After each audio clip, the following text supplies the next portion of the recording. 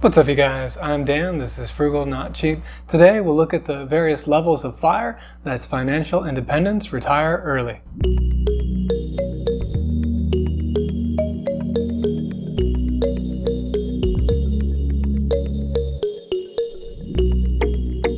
Hey guys, so as with many things, the internet has come up with some interesting names for different levels of financial independence, retire early, or FIRE. This is a long-running idea of, just basically finding a way to retire early.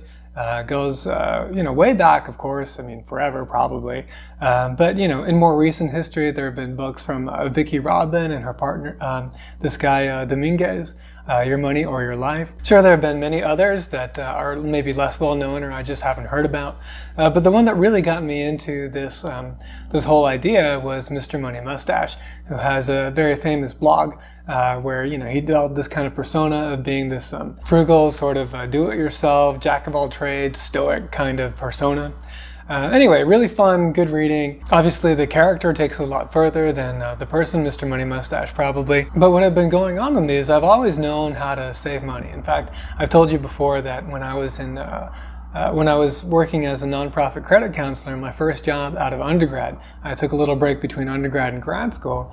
I worked there and made a relatively low income. So this was back in the early 2000s. It was mid-2000s. So it was 2006, 7, and I was earning $26,500 a year. I think at the peak, maybe I made a little bit more, maybe 27, but around there. And I was able to save around $10,000. I was living with someone, so that cut the rent expenses.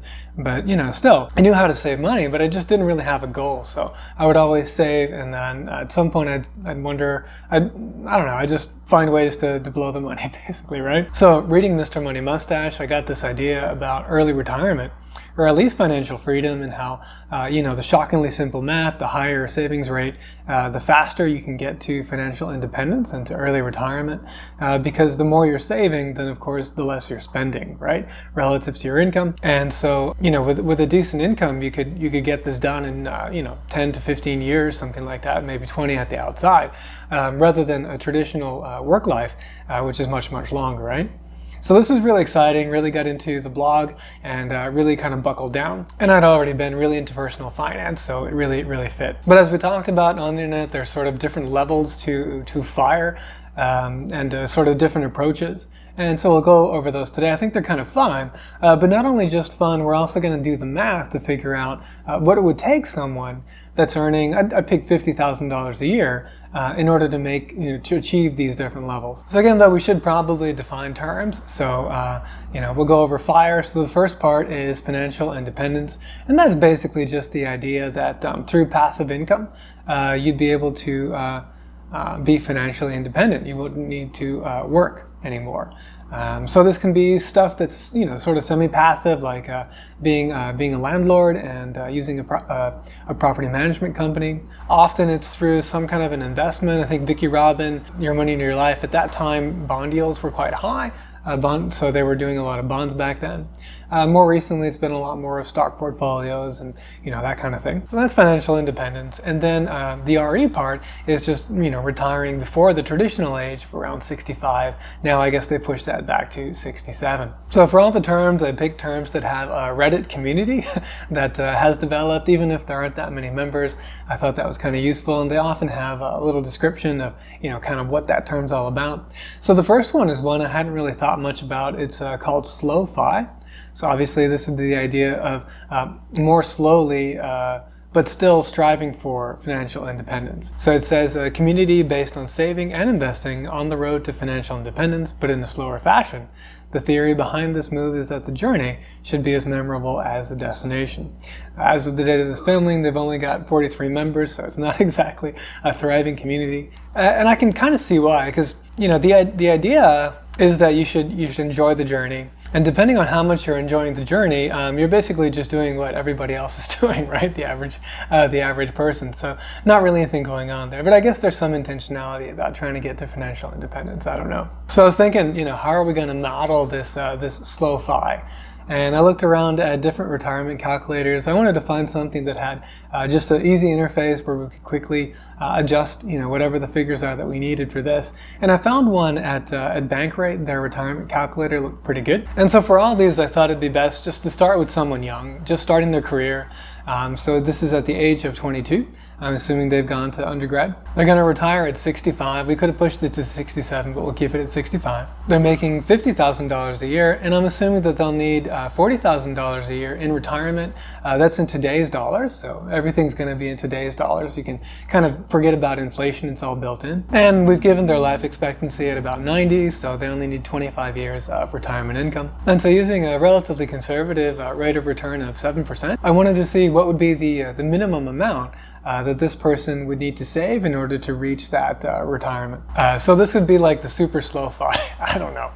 Anyway, at this rate, they would only need to save 8% of the $50,000 a year salary in order to reach retirement. They would have a $922,600 balance in their portfolio, and they would have additional safety buffer because we've excluded Social Security from all of these numbers. Next up, we've got Coast Fire, and I really like the idea of this one. It's really more of a milestone than sort of a place where you're going to stay. So the idea of Coast Fire is that eventually you'll get to a point where your portfolio is big enough that given the amount of time you have between now and your traditional retirement age, that you don't really need to add any more to that portfolio. It should be able to grow, just compound over time and take care of your retirement. So it's really a nice milestone where you can kind of feel like, all right, long as I don't touch this portfolio and I keep it diversified and don't do stupid things with it, I'm going to be okay in retirement. The Reddit community says it's have enough in the bank to do what you want.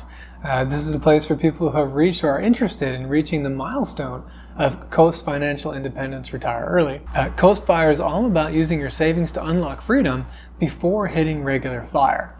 So this would be people that, again, just kind of like the slow fi, they want to spend a little bit more along the journey before they get to retirement, but still at the same time hopefully doing better than the average bear by ensuring that retirement is secure. This is a bigger community. We have about 29,000 members. So to get here, what I did is I just said, all right, let's say we're 22 years old. How much do we need to have saved right now in order to fund our traditional retirement? So this really is an exercise more about showing you the power of compounding.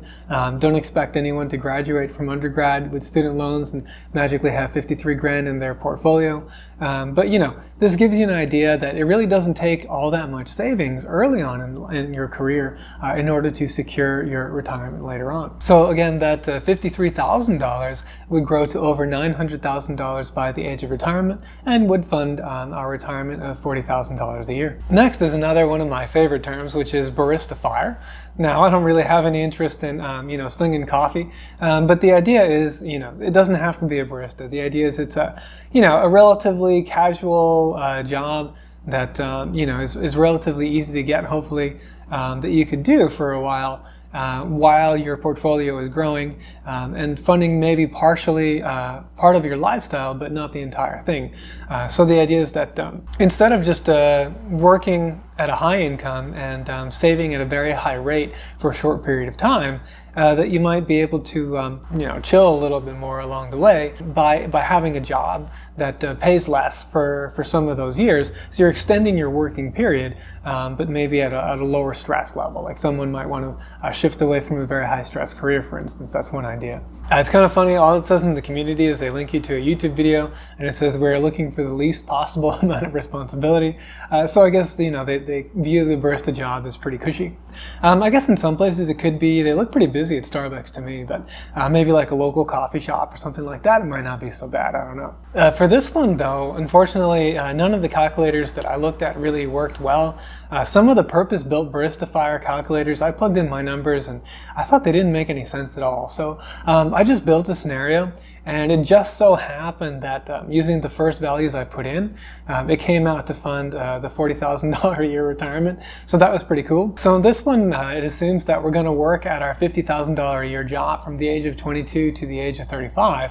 at which point we're gonna, kind of like downshift careers and become a barista. And at that time, we're gonna earn around $22,000, which is right about the median income for a barista here in Texas right now. Because our expenses are $30,000, then each year we're gonna have a shortfall of $8,000 that needs to be covered by our investment portfolio. So we modeled that out. You can see that, for the first earning years at 50K, that we're stashing away $12,500 a year. And then later on, we're drawing $8,000 a year during our barista period. And we end up working as a barista from the age of 35 to 65. And then we have our retirement fully funded at that stage. So we have a much shorter period of working the higher stress job, I guess, and a longer period of working the barista job. I don't really think this particular scenario is all that enticing, because you are going to be a barista until the age of 65. But, still it illustrates the point. Like, you could modify this to some degree where you work the 50K a year job for another 5 or 10 years. Actually, it doesn't take all that much longer, as we saw in previous examples.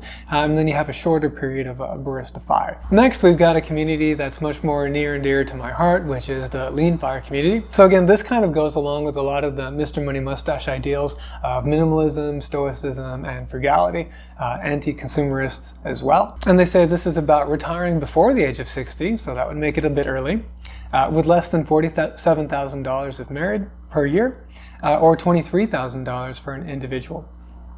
So that is really quite lean. Again, even during sort of my early career years, I was spending around $27,000 a year. So 23 is pretty aggressive, but definitely doable.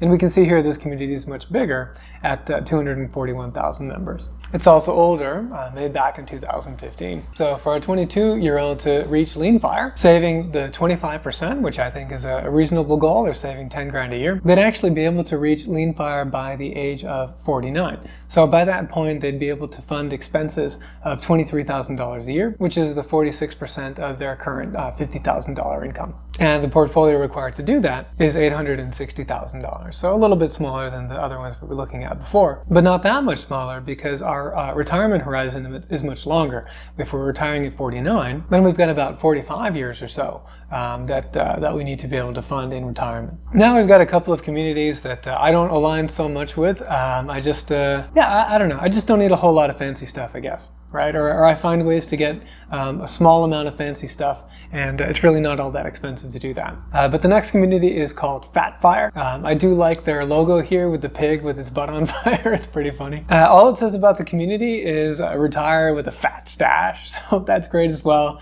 And it is a little more popular. Like Average Joe is a little more aspirational, perhaps. So we've got 308,000 members here. It doesn't exactly define what the spending level is, but it does characterize it as overabundant or luxurious. So for our case, I wanted to do $100,000 a year. That would have been 200% of the 50K that our 22-year-old is making. But unfortunately, the bank rate calculator wouldn't do any more than 160% of the base, so I went with that. So in order to fund that 160% of 50K, which is, and saving our 25% or $10,000 a year, then we'd have to work all the way until the age of 63. This would still fund 35 years of retirement, and we'd be retiring with just under $2.5 million in order to fund all this. Then there is a level beyond Fat Fire, which is called Obese Fire.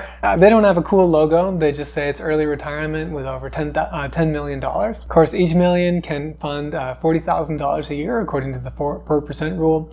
So we're looking at really obese fire at around $400,000 in spending a year. Not many members here, just 869.